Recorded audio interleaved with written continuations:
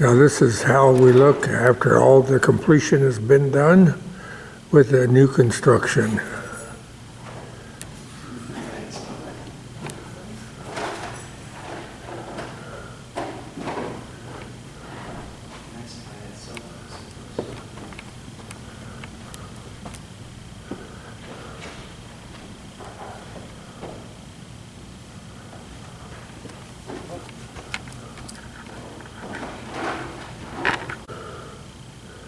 And the new communion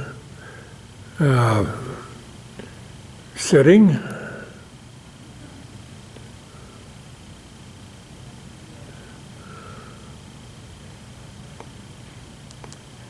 And they're putting the organ back together today on the 28th of June. Got the pipes out on the seats of the benches.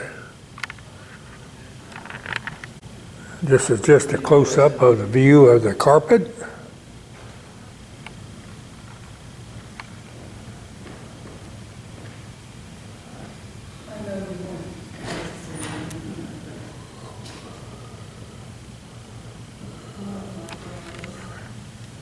Here's the view of the south end of the church, looking north. If